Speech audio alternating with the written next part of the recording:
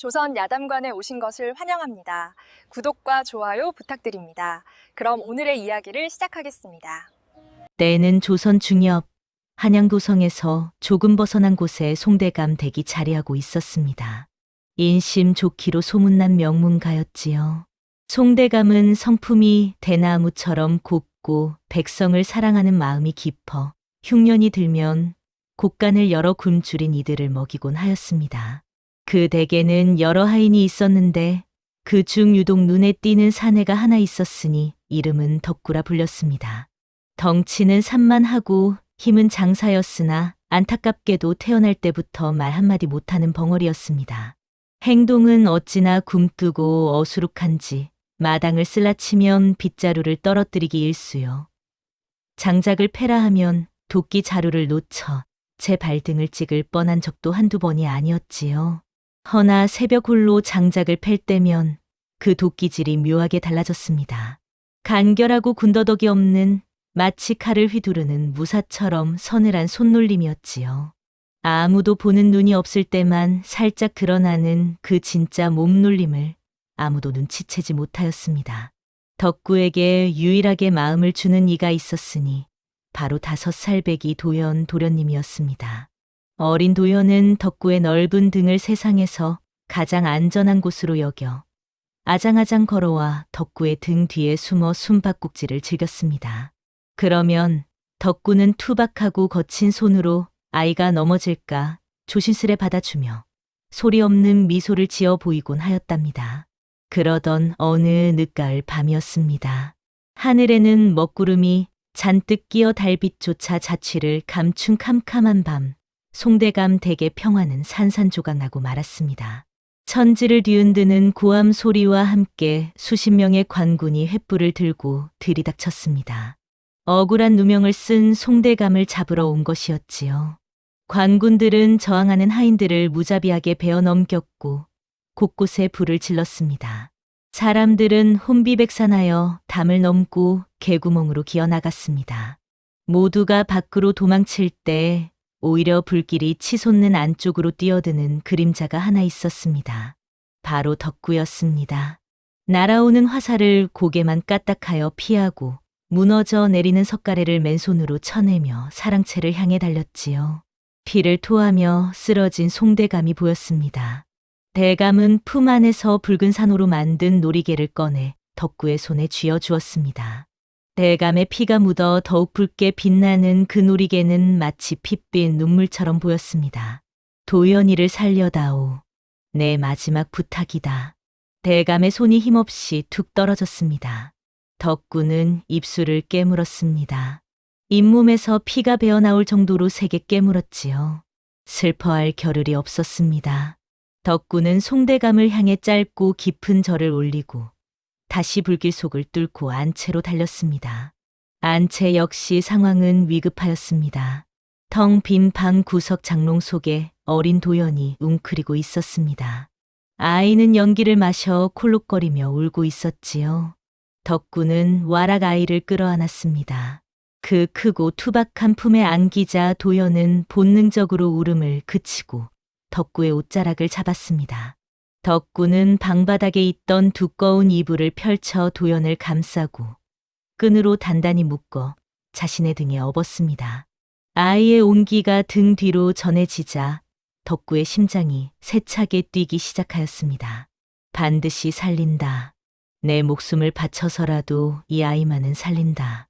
마당에는 이미 관군들이 진을 치고 있었습니다.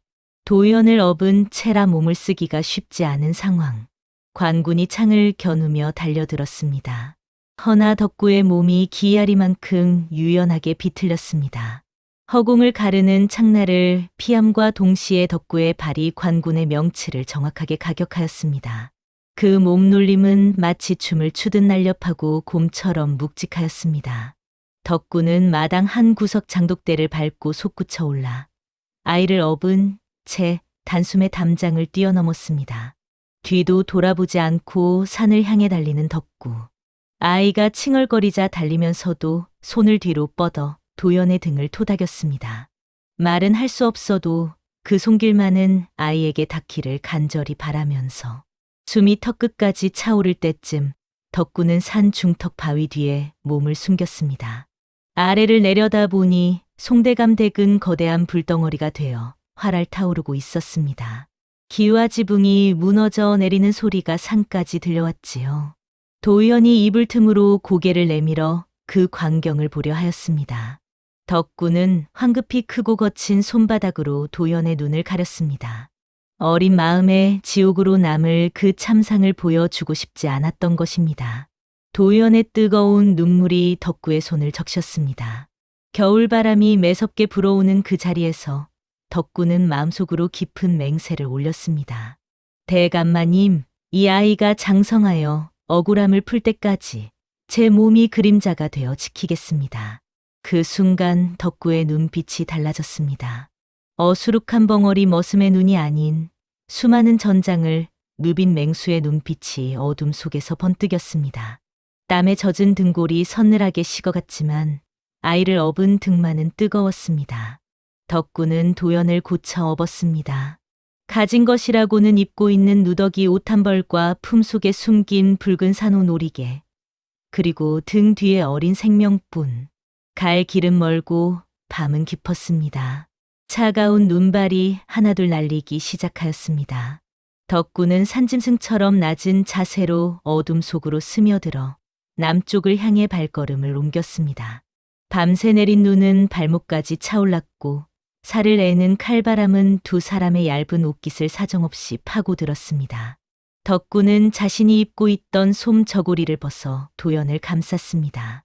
얇은 삼배 적삼 하나만 남은 덕구의 맨살이 칼바람에 그대로 노출되었지만 그는 아랑곳하지 않았습니다. 집시는 이미 너덜너덜해져 발바닥이 돌에 직접 닿았습니다. 살이 터지고 갈라져 하얀 눈 위에 붉은 핏자국이 찍혔지요. 혹여 추격자들의 이정표가 될까? 덕구는 일부러 눈이 깊이 쌓인 곳과 계곡, 물길을 따라 걸었습니다. 차가운 계곡물에 발을 담글 때마다 발을 잘라내고 싶을 만큼 끔찍한 통증이 밀려왔지만 덕구는 멈추지 않았습니다. 멈추면 죽는다는 것을, 자신이 쓰러지면 등에 업힌 이 작은 생명도 끝이라는 것을 누구보다 잘 알고 있었기 때문입니다. 도연이 등 뒤에서 힘없이 중얼거렸습니다. 덕구야, 배고파. 그 작은 목소리가 덕구의 가슴을 후벼 팠습니다. 자신이 굶는 것은 예사로 해온 일이었지만 귀하게 자란 도련님이 굶주림에 시달리는 꼴은 차마 눈뜨고 볼 수가 없었던 것입니다. 덕구는 마른 침을 삼키며 발걸음을 재촉하였습니다. 그의 어깨 위에는 하얗게 눈이 쌓이고 눈썹과 수염에는 고드름이 매달렸습니다. 허나 그 발걸음은 단 한 번도 멈추지 않았습니다. 눈보라가 더욱 거세지더니 앞이 보이지 않을 지경이 되었습니다. 도연의 몸이 불덩이처럼 뜨거워졌다가 이내 얼음장처럼 차가워지기를 반복하였습니다. 고된 여정에 아이가 몸살이 난 것이었지요. 추워. 너무 추워. 어머니. 도연은 헛소리를 하며 덜덜 떨었습니다. 덕구는 절벽 아래 작게 뚫린 동굴을 발견하고 그 안으로 기어 들어갔습니다. 짐승이 살던 굴인지 노린내가 났지만 찬바람을 피할 수 있다는 것만으로도 감지덕지였습니다. 덕구는 바닥에 마른 낙엽을 긁어 모아 자리를 만들고 도연을 눕혔습니다. 아이는 열에 들떠 색색거리는 숨을 몰아쉬고 있었습니다. 저체온증이 오고 있는 것이었지요. 덕구는 주저없이 자신의 웃옷을 완전히 벗어 던지고 맨살로 도연을 꽉 끌어안았습니다. 차가운 아이의 몸이 덕구의 뜨거운 가슴에 닿았습니다. 근육질의 단단한 몸이었지만 추위 앞에서는 사시나무 떨듯 떨렸습니다. 그러나 덕구는 팔에 힘을 풀지 않았습니다. 시간이 얼마나 흘렀을까요? 도연의 숨소리가 조금씩 골라지기 시작하였습니다. 그제야 덕구는 안도의 한숨을 내쉬었습니다. 긴장이 풀리자 그동안 억눌러왔던 고통이 한꺼번에 밀려들었습니다. 피와 진물이 엉겨붙은 발을 어둠 속에서 내려다보며 덕구는 소리 없이 울었습니다. 죽은 주인에 대한 죄송함, 고아가 된 아이에 대한 연민, 그리고 자신의 기구한 운명에 대한 서러움이 뒤섞인 눈물이었습니다. 며칠을 산속에서 버티다 비상식량이 바닥나자 덕구는 위험을 무릅쓰고 산을 내려왔습니다. 허름한 주막이 모여있는 작은 장터였습니다. 덕구는 얼굴에 쑥검정을 칠해 험상궂게 위장하고 도연에게는 낡은 거적을 깊게 씌웠습니다. 주막 앞에서 손을 입으로 가져가 신용을 하며 굽실거렸지만 주막 주인은 발이 쫓듯 손을 휘저을 뿐이었습니다. 에이, 재수없게 아침부터 웬 거지야. 저리 안 가? 주인은 빗자루를 들고 나와 덕구의 등짝을 후려쳤습니다. 날아오는 빗자루를 본능적으로 피할 수 있었지만 덕구는 맞았습니다. 피하면 정체가 탈로 날 수 있었기 때문이었지요. 퍽퍽 소리가 둔탁하게 울릴 때마다 지나가는 사람들은 혀를 찼습니다. 덕구는 맞으면서도 손을 비비며 애원하였습니다. 그 모습이 어찌나 처량하고 미련해 보이던지 지나가던 이들조차 고개를 돌렸지요. 허나 덕구의 눈은 웃고 있지 않았습니다. 결국 주인은 먹다 남은 식은 밥덩이와 김치 꼬다리를 가가지에 담아 획건져 주었습니다. 흙바닥에 뒹군 밥을 덕구는 허겁지겁 주워 담았습니다. 구석진 담벼락 아래 숨어 도연을 품에서 꺼낸 덕구는 자신의 더러운 옷소매로 밥을 닦아 아이의 입에 넣어 주었습니다. 도연이 허겁지겁 밥을 받아먹는 동안 정작 덕구의 배에서는 천둥 소리가 요란하게 울렸습니다. 열흘이 지나 다른 마을 장터에 들렀을 때였습니다. 열이 오른 도연이 그만 장터 한복판에서 풀썩 쓰러지고 말았습니다. 덕구가 황급히 아이를 받아 안고 어쩔 줄 모르고 있을 때 한 처자가 다가왔습니다. 마을 훈장의 외동딸 채원이었습니다. 채원은 쓰러진 도연을 보자마자 자기 집으로 데려가 약을 먹이고 죽을 쏘어 주었습니다. 덕구는 경계하면서도 도연을 위해 그 후일을 받아들였지요. 채원은 덕구가 아이에게 약을 먹이고 밥을 먹이는 손놀림이 예사롭지 않음을 느꼈습니다. 아무도 눈치채지 못하는 것들을 유독 빠르게 알아채는 이 벙어리 사내가 묘하게 마음에 걸렸죠. 밤이 깊어지자 채원은 덕구에게 따뜻한 방을 내주었습니다. 도연이 곤히 잠든 것을 확인한 채원은 부엌에서 덕구에게 따뜻한 숭늉한 사발을 건넸습니다. 덕구는 두 손으로 사발을 받아들었습니다. 오랜만에 느끼는 따뜻함이었습니다. 채원의 눈길이 덕구의 손등에 머물렀습니다. 굳은 살이 겹겹이 박이고 군데군데 터진 그 손을 채원은 말없이 바라보았습니다. 덕구는 얼른 손을 감추듯 사발을 내려놓고 고개를 숙였습니다.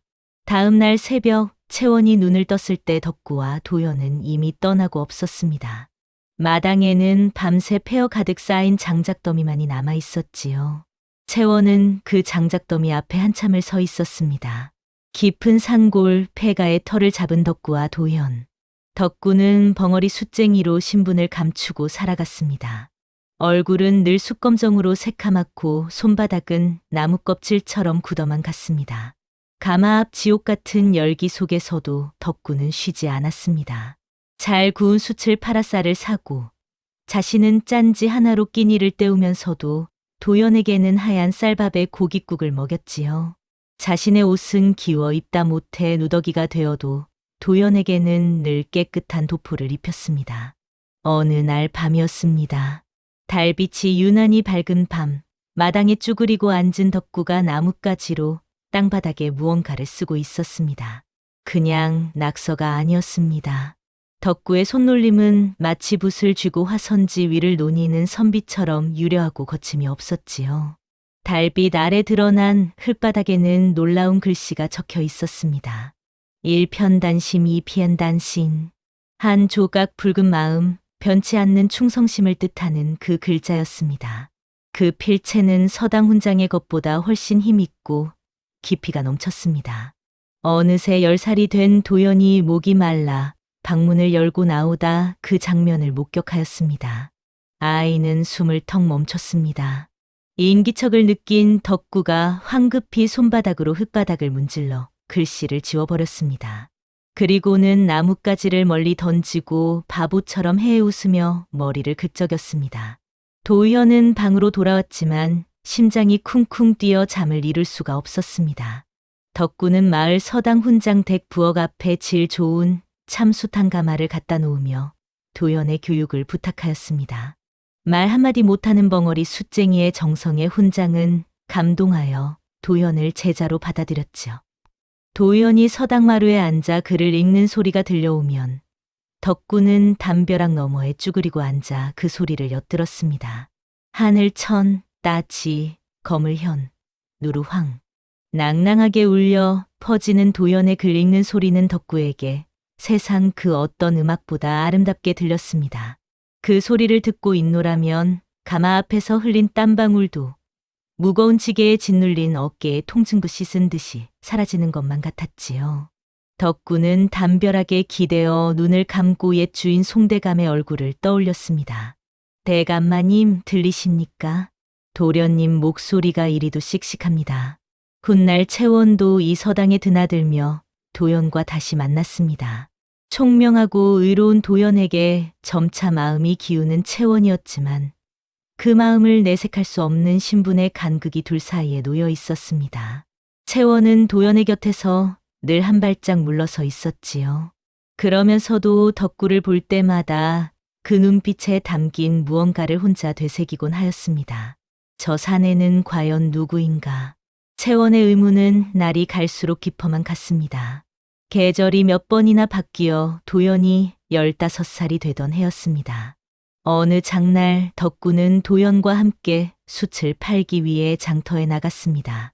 사람들이 북적이는 시장통 한복판에서 덕구가 손짓발짓으로 흥정을 하고 있을 때였습니다. 비단 옷을 입은 양반집 자제들이 지나가다 도연을 발견하고는 멈춰섰습니다. 평소 서당에서 도연의 글솜씨가 뛰어난 것을 시기하던 아이들이었지요. 어라, 이게 누구신가? 서당에서 훈장님께 칭찬받던 도연이 아니냐. 꼴을 보아하니 숫쟁이 아들이었구나. 아이들은 낄낄거리며 도연을 둘러쌌습니다. 도연의 얼굴이 붉게 달아올랐습니다. 비키시오. 길을 막지 마시오.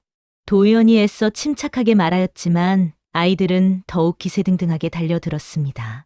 한 아이가 도연을 밀치자 도연이 그만 나뒹굴었습니다. 그 순간 벼락 같은 그림자가 아이들 앞을 가로막았습니다. 덕구였습니다.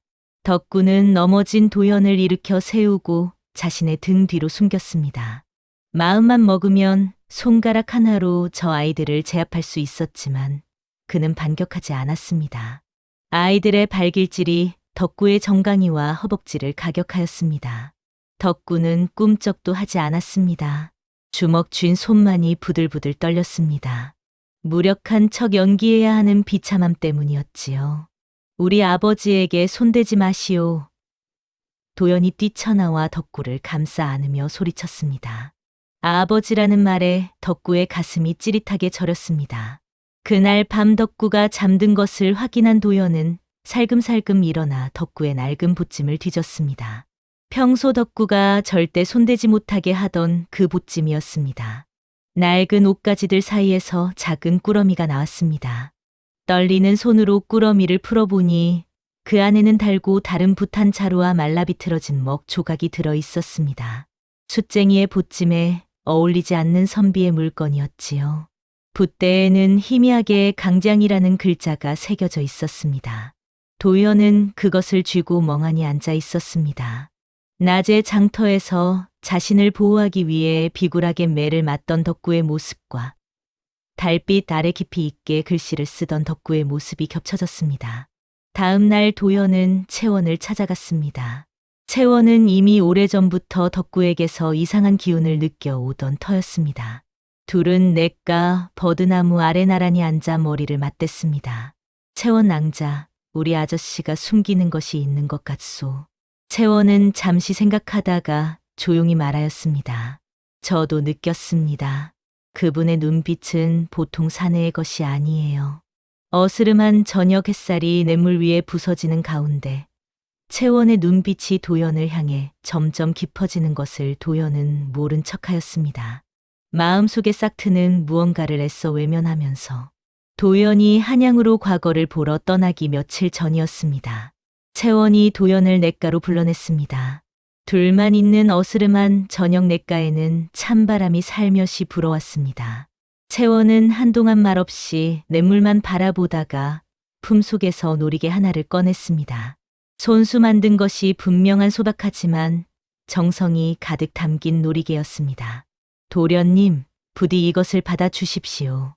채원의 목소리가 살짝 떨렸습니다. 직접적으로 말하지 않아도 그 눈빛에 담긴 것이 무엇인지 도연은 알았습니다. 도연은 그 놀이개를 바라보다가 조용히 고개를 숙였습니다. 받아들일 수 없는 마음이었습니다. 아버지의 억울함도 아직 풀지 못하였고 자신이 누구인지도 제대로 모르는 처지였으니까요. 낭자의 마음은 잘 알겠소.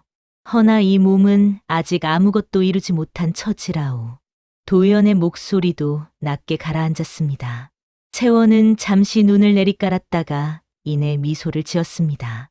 눈물을 숨긴 미소였지요.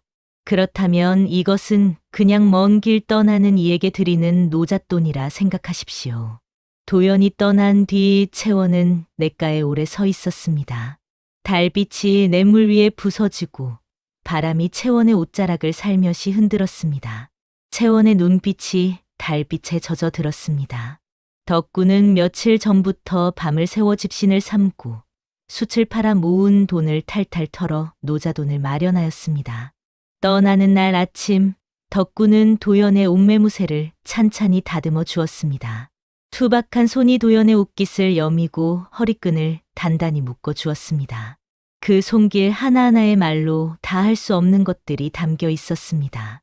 도연은 덕구의 거친 손을 두 손으로 꼭 감싸 주었습니다. 손바닥에 겹겹이 박인 굳은 살이 도연의 마음을 찔렀습니다.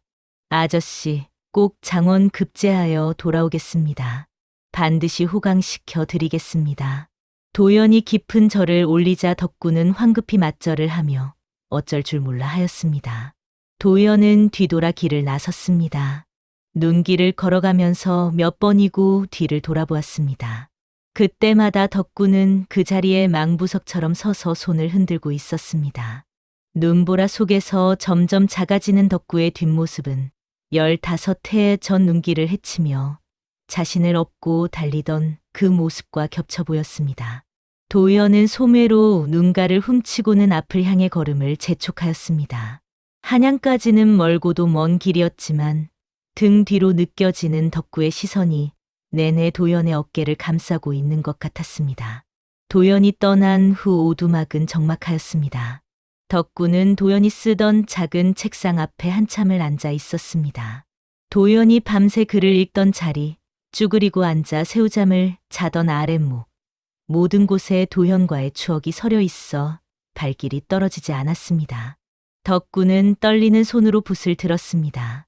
그리고 15해 동안 숨겨왔던 명필로 편지를 쓰려다 붓을 내려놓았습니다. 자신의 필체가 드러나면 도연이 정체를 알아채고 자신을 찾으러 올 것이 뻔하였기 때문입니다.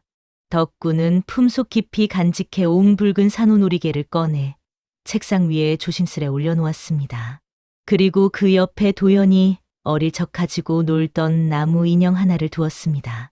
도연이 장원 급제하여 돌아오는 날, 자신은 조용히 사라져야 한다고 덕구는 생각하였습니다. 역적의 집안 하인이었던 자신의 정체가 드러나면 도연의 앞길에 걸림돌이 될 것이 뻔하였으니까요. 덕구는 오두막 문 앞에 서서 먼 하늘을 올려다보았습니다. 도련님, 부디 뜻을 이루소서. 그리고 이 못난 것을 용서하소서. 덕구의 눈에서 굵은 눈물이 주르륵 흘러내려 숯검정 묻은 볼을 타고 흘렀습니다. 오두막 처마 끝에서 떨어지는 눈 녹은 물소리만이 그 눈물을 조용히 받아주었습니다. 그로부터 며칠이 지난 어느 날이었습니다. 마을 어귀의 낯선 말발굽 소리가 요란하게 울려 퍼졌습니다. 평소라면 숯을 사러 온 상인이겠거니 하였겠지만 이번에는 달랐습니다. 말발굽 소리는 규칙적이고 위압적이었으며 그 수는 하나둘이 아니었습니다. 덕구는 본능적으로 낯을 움켜쥐었습니다. 15해 동안 잠재워왔던 무인의 감각이 척추를 타고 서늘하게 깨어났습니다. 여차하면 목숨을 걸고 저들을 막아내리라 다짐하며 몸을 낮추었습니다. 그런데 참으로 이상한 일이었습니다.